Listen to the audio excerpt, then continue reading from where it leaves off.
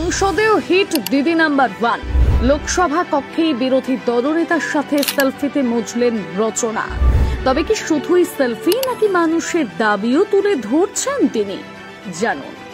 রূপলী পর্দার জগতের নায়িকা থেকে দিদি নাম্বার 1 শোয়ের সঞ্চালিকা, সব জায়গাতে মানুষের মনে পাকাপোক্ত জায়গা করেছেন রচনা বন্দ্যোপাধ্যায়।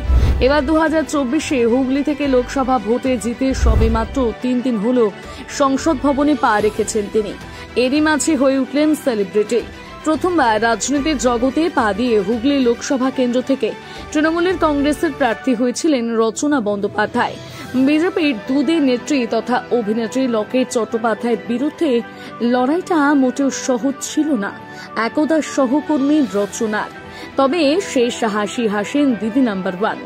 বর্তমানে তিনি হুগলি লোকসভা কেন্দ্রের নবনির্বাচিত সাংসদ। ইতিমধ্যে দিল্লিতে লোকসভার অধিবেশন শুরু হয়ে গিয়েছে। সংসদে এদিন ছিল রচনার তৃতীয় দিনে রচনার সঙ্গে সেলফি তুললেন কংগ্রেস নেতা রাহুল গান্ধী। বাংলার দিদি নাম্বার 1 সেই ছবি সোশ্যাল মিডিয়ায় পোস্ট করে লিখলেন, পার্লামেন্টের তৃতীয় দিন। লোকসভার বিরোধী দলনেতা হিসেবে ইনিংস শুরু করেছেন রাহুল গান্ধী। তৃতীয় দিন রচনার সঙ্গে ছবি তুলেছেন তিনি।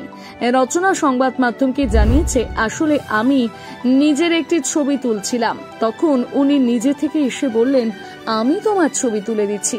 আমার তো ভীষণ মাটির মানুষ বলে মনে হলো ওকে। ব্যক্তিগত স্তরে তাকে চিনি না, তবে মনে হলো মানুষটি খুব ভালো।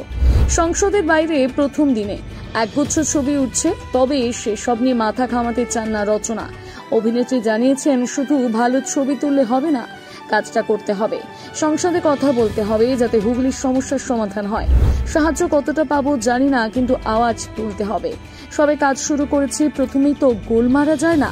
একটু সময় নিয়ে দেখে বুঝে নিই সবটা, তারপর তুলে ধরবো মানুষের দাবি।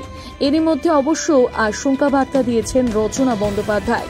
তিনি জানিয়েছেন, সবকটি অধিবেশনে হয়তো তিনি থাকতে পারবেন না, কারণ দিদি নাম্বার 1 শোয়ের প্রতিও তার দায়বদ্ধতা রয়েছে।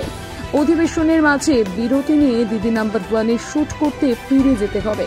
আগামীকাল 30 তারিখ আবার দিল্লি চলে আসবেন বলেও জানিয়েছেন অভিনেত্রী।